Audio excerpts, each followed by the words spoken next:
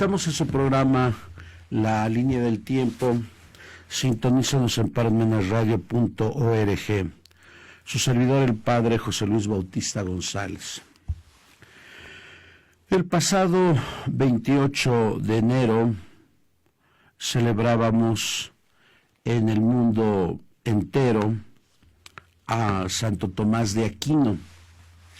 Él solamente vivió 49 años, nació en el año 1225 y murió en el año 1274. A él le tocó vivir un tiempo grandioso que fue el siglo XIII de la era cristiana. Él le tocó redescubrir el pensamiento de Averroes de Avicena por parte del mundo musulmán y descubrir el pensamiento de Aristóteles y cristificarlo. Él tenía una famosa frase: la verdad, venga de donde venga, es acción del Espíritu Santo. A él le tocó vivir la era de las grandes universidades, aunque sabemos que las universidades se dieron desde el siglo XI, pero le tocó la pujanza de las universidades, la de Salamanca, la de París, la de Oxford, la de Cambridge, la de Sapiencia, y también a él le tocó ver el gótico y los secretos de los ojivales y la instauración aquel tiempo de la verdadera masonería, que tenía como patrono a Juan Bautista. A él le tocó ver cómo se construía la iglesia la catedral de Notre Dame en el siglo III, la catedral de Nuestra Señora de París. Le tocó también vivir un mundo lleno de polémicas teológicas, porque recuerden ustedes que todo el mundo del medioevo, el rey, la reina, la economía, la cultura, todo se regía por la Sagrada Escritura. Y él, su gran innovación entre la Iglesia Católica fue la unión de la fe y de la razón para un fin último, que es la búsqueda de la verdad, que es de Dios. Nació en el año 1225 en las montañas de Sicilia, en el castillo de Rocaseca, de una familia noble. Su papá era noble, de Aquino, y su mamá era Teodora. Recuerden que en aquel tiempo, en esta alta Edad Media, se consideraba que los ideales eran o ser militar o ser sacerdote. Claro, no cualquier militar, no cualquier sacerdote. En el campo sacerdotal, ser canónigo o ser obispo era lo máximo. En el campo militar, pues ocupar un puesto de oficial. Y esto era lo que querían sus papás. Por eso, este joven, más bien niño, en el año 1230, apenas con 5 años de edad, fue llevado al Monte Cassino para que los monjes le procuraran la educación correspondiente a su dignidad y oficio. Desde niño no se mostró como los demás niños, recurrente a los juegos, sino que le gustaba estar solo, y yo creo que desde la niñez, aunque no lo exagero, meditar sobre los grandes problemas del hombre. Hubo un problema entre el emperador y el papa, y él tuvo que salir de Monte Cassino y fue llevado a Nápoles para que ahí continuara su instrucción. Y fue precisamente en Nápoles, el lugar bellísimo junto al mar, quien le tocó ver de cerca la labor de los dominicos. Recuerden que los dominicos habían sido creados años antes por Santo Domingo de Guzmán, orden de los mendicantes. De hecho, los dominicos a diferencia de las antiguas congregaciones religiosas, estaban precisamente para servir dentro de las grandes ciudades. Por eso es la orden de los mendicantes.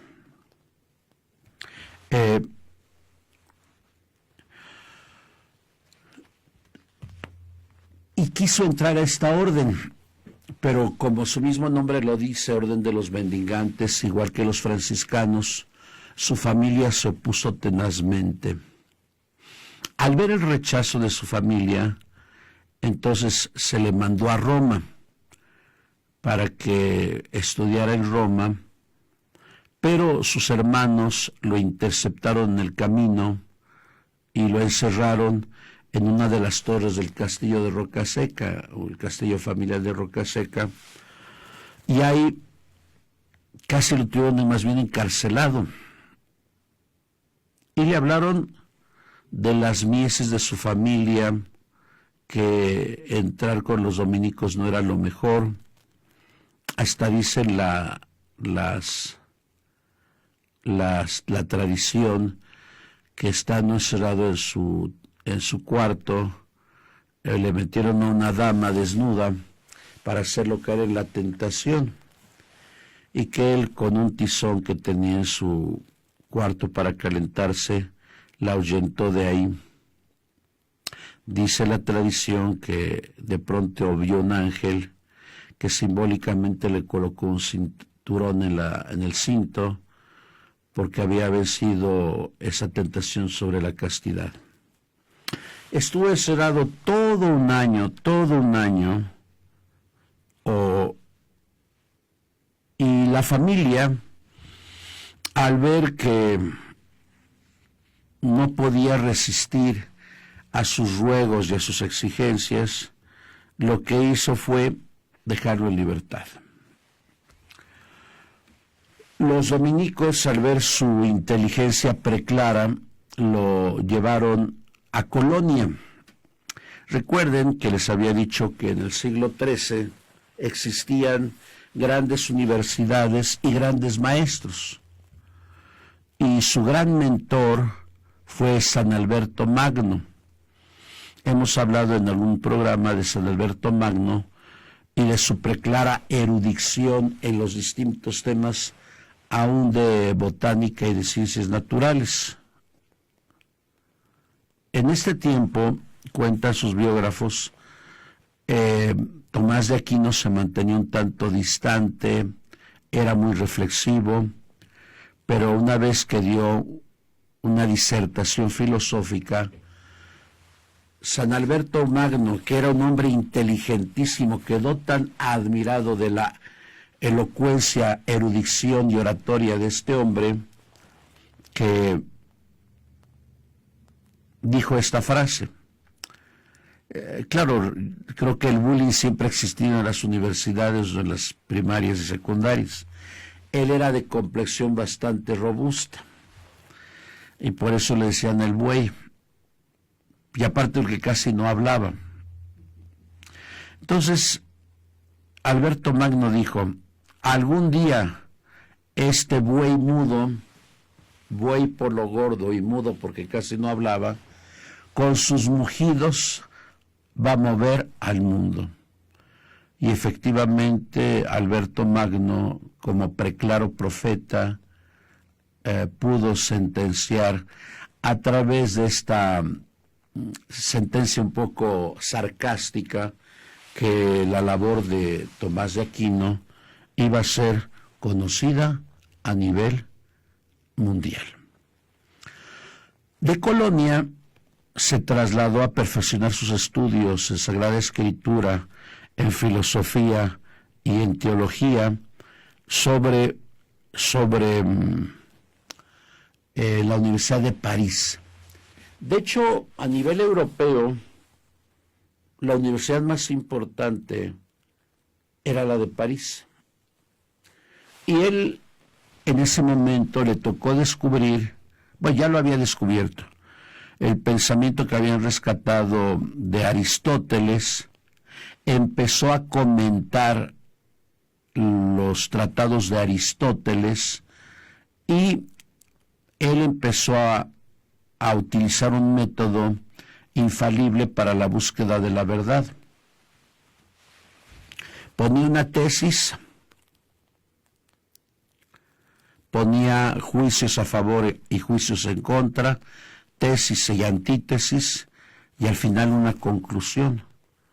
Un método para buscar la verdad. No solamente conoce el pensamiento de Aristóteles, y al igual que lo hizo San Agustín en el siglo V de la era cristiana, que lo que hace es tomar el pensamiento de Platón y lo ayuda para encontrar la verdad en la Sagrada Escritura, pero a través del camino del método platónico, el idealismo. Aristóteles, en cambio, utilizando los argumentos de Aristóteles, va a conciliar la fe y la razón. Pero algo grandioso que él hace también, porque recuerden que en el siglo XII hubo un famoso teólogo que se llamó Pedro Lombardo. Pedro Lombardo lo que hizo fue descubrir los cánones de los distintos concilios ecuménicos provinciales, diocesanos, que había tenido la Iglesia desde sus inicios, desde el concilio de Nicea en el año 325, y redescubrir algo que ya había sido sepultado por la historia, que fue el pensamiento de los padres de la Iglesia. Aquí hemos hablado de los padres de la Iglesia desde Clemente, Policarpo de Esmirna, Orígenes, Tertuliano, Hilario de Poitiers, San Agustín, San Gregorio. Esta es una riqueza que va a aprovechar Tomás de Aquino, porque aquí va a implementar el sentido de lo que se llama dentro de la fe católica la tradición de los padres de la Iglesia por una parte, y el magisterio en los cánones de los diversos concilios que él pudo conocer. Entonces lo que hace no es solamente leer a Pedro Lombardo, sino lo que hace es hacer comentarios a la obra de Pedro Lombardo. Esa es una de las primeras obras que él realiza, los famosos comentarios a Pedro Lombardo. Pero encuentra ahí la riqueza de los padres de la Iglesia, del magisterio. Él conocía ya la Sagrada Escritura porque es doctor en Sagrada Escritura, e implementa el pensamiento de Aristóteles para unir estas tres bases dentro del pensamiento católico teológico: Sagrada Escritura, tradición, magisterio, utilizando el pensamiento de Aristóteles. Es también en este tiempo donde va a realizar precisamente el sentido de comentar tanto los evangelios como las cartas paulinas. Yo siempre les he dicho que para una interpretación más profunda y sistemática de los evangelios es necesario recurrir a los padres de la Iglesia, en este caso también a Santo Tomás de Aquino. Casi su labor fue académica, una labor profunda como académico, y la disertación para abrir los espíritus.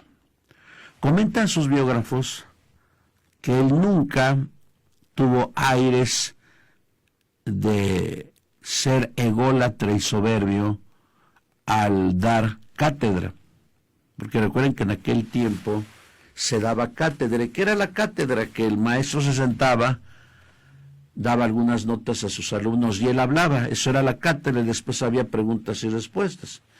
Hoy dicen los pedagogos, algunos, que ahora hay que buscar 10 equipos entre los alumnos y que ellos den la plática, o la cátedra, o la clase, para ver las destrezas de los alumnos.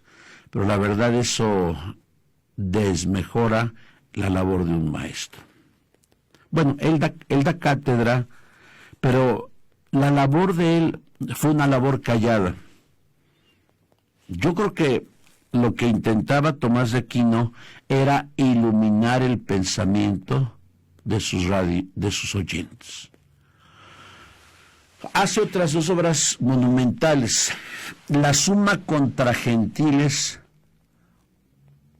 que consta de 4 tomos, donde analiza el pensamiento de los paganos, de los gentiles, de los musulmanes, de los judíos y de los herejes.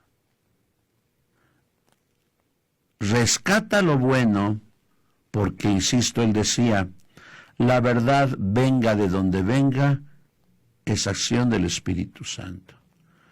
Pero como fiel buscador de la verdad, lo que hace es señalar los errores de los gentiles, porque él ponía siempre como ápice de su reflexión la verdad.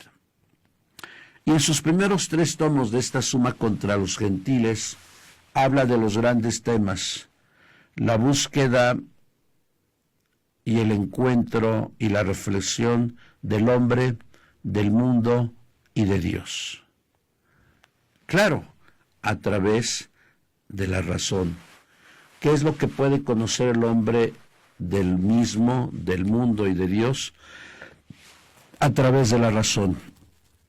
Y en su último libro, lo que va a señalar precisamente es la ayuda de la Sagrada Escritura y de la fe para la búsqueda final de la verdad.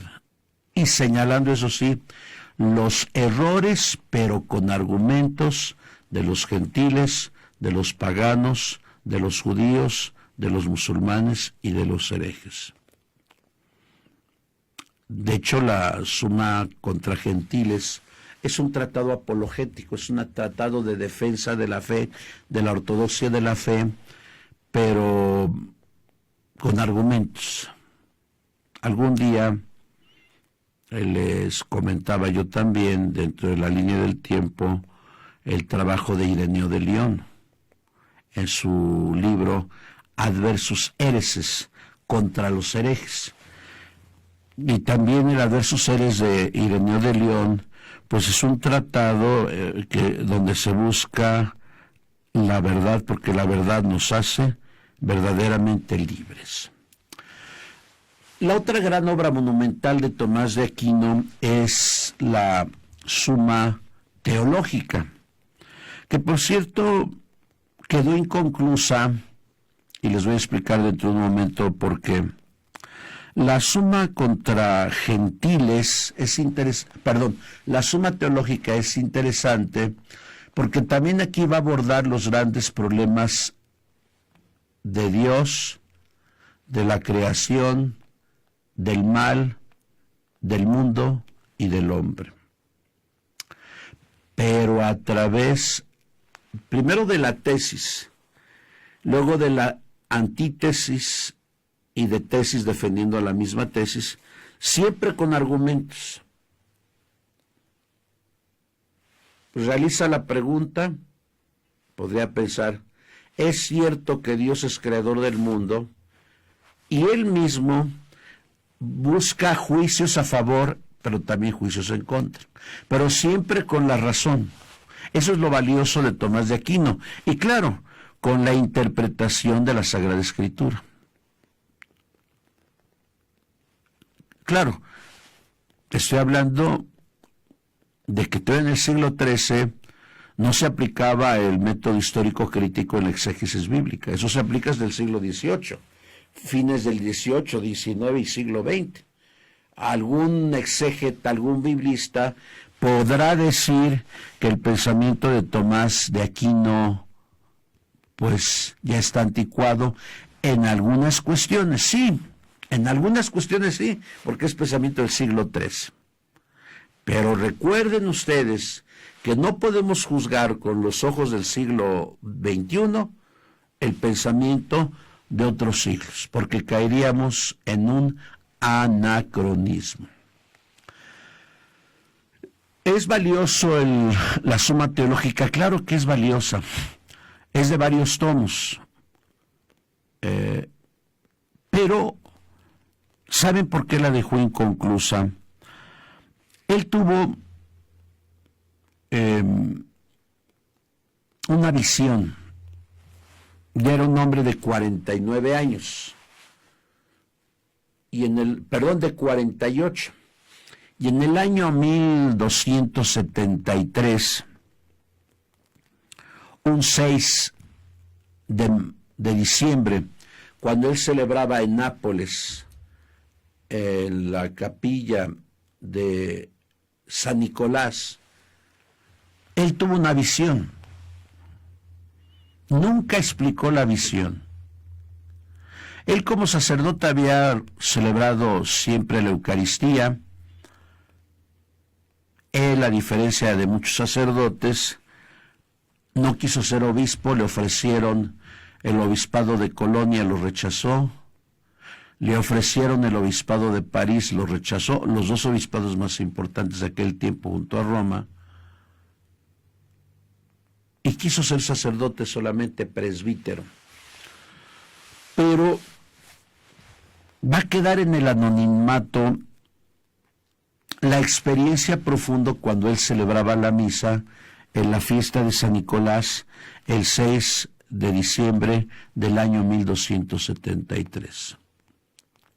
¿Qué es lo que él vio? ¿Qué es lo que él gozó? ¿Qué es lo que él sintió? Nunca lo sabremos.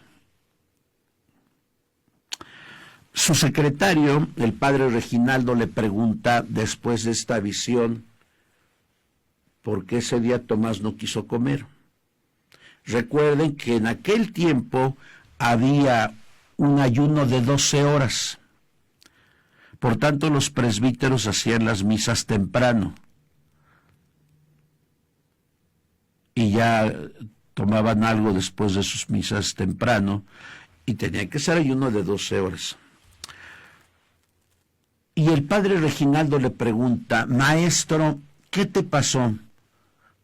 ¿Por qué no sigues escribiendo?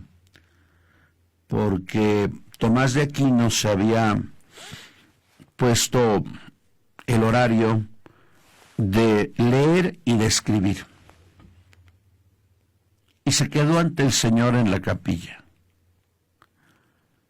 Y esta fue la respuesta que le impactó a Reginaldo.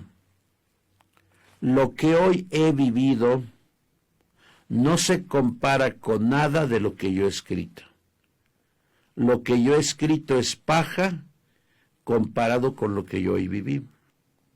Y esto es cierto. Yo creo que muchos de nosotros, cuando leemos tratados sobre la Eucaristía, cuando leemos la Mysterium Fidei de Pablo VI, la Eucharisticum Mysterium, la Ecclesia de Eucaristía, la Dies Domini de Juan Pablo II, Sacramentum Caritatis de Benedicto XVI, y hasta lo decimos que la Eucaristía es el centro de la vida del cristiano. Cuando uno escucha a grandes liturgistas como don Víctor Sánchez Spinoza o al padre Fernando Sedano, pues uno dice: ¡ay, qué hermoso es esto! Pero hay una cosa importante. Una cosa es la teoría sobre la Eucaristía y otra cosa es la vivencia de la Eucaristía. Yo creo que en ese momento, ¿qué es lo que le regaló Dios a Tomás de Aquino? Yo creo que le regaló una vivencia plena, profunda de la Eucaristía. Claro, he de decir que esa vivencia no la había tenido desde que fue sacerdote. ¿Cuántos de nosotros llevamos 20, 25, 30, 35 años de sacerdote y tal vez nunca hemos tenido esa vivencia? Tal vez cuántos de ustedes, los que son católicos, los que van a misa, los que nos ven desde Parmenas Radio, desde el santuario a la misa de 11, los domingos, pues tal vez no la hemos tenido. Y en la misa nos distraemos, vemos nuestro celular, nos dormimos porque el padre nos cansa en la homilía, criticamos a la mujer porque llevó poca ropa, criticamos al caballero porque no se quitó la gorra. Estamos en todo, pero no tenemos tal vez la vivencia que tuvo Tomás de Aquino. Y saben que fue tal la emoción, el sentimiento y el intelecto que él tuvo, que desde el 6 de diciembre de 1273 hasta el 7 de marzo de 1274, nunca más volvió a escribir. Porque le dijo a su secretario Reginaldo: lo que escribí es paja. Y si es paja, no se compara con esta vivencia profunda de encontrarme con Cristo en la palabra y en la Eucaristía. El Papa le pidió que fuera a iluminar el pensamiento del Concilio de León en el año 1274. Él estaba muy enfermo, su peso le hacía no sostenerse ya en las rodillas, pero como todo sacerdote obediente y más a la autoridad del Papa fue. Ya no pudo más, llegó al convento de unos sacerdotes, ahí se quedó, lo atendieron lo mejor que pudieron y el 7 de marzo del año 1274 le dieron la comunión. Y lo último que él dijo es que él recibía el viático con gran esperanza y con gran fervor. Aquel gran teólogo al final reconoce, como lo puso en sus escritos, el valor de la gracia de la Eucaristía. Yo les digo a mis fieles en San Judas Tadeo, la Eucaristía no es premio para la gente que, entre comillas, se porta bien. La Eucaristía es premio, consuelo para los pecadores.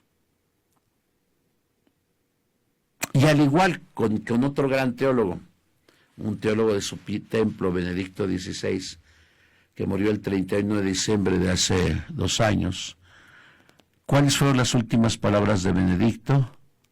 Señor, te amo. El gran intelecto de Benedicto al final lo expresó con una frase sencilla: Señor, te amo. Ojalá que nosotros, laicos, sacerdotes, pudiéramos decir al final de nuestra vida: Señor, te amo. Y claro, te amo a través de las obras que hice, a través de los pensamientos que tuve, a través de las palabras que tuve. Porque dicen que del dicho al hecho hay mucho trecho. Por eso el ejemplo de Tomás de Aquino para la vida de la Iglesia es profundo. Casi antes de los 50 años lo canonizaron y después el Papa lo nombró doctor angélico, doctor de la Iglesia, por el peso de su sabiduría. Yo sí les invito a que lean, por favor, la Summa contra Gentiles, los comentarios a las sentencias de Pedro Lombardo, sus comentarios a los evangelios y a las cartas paulinas, y sus comentarios a la obra de Aristóteles. Pues este fue el pensamiento de Tomás de Aquino. Yo espero que nos siga ayudando su pensamiento hasta el día de hoy. Muchas gracias.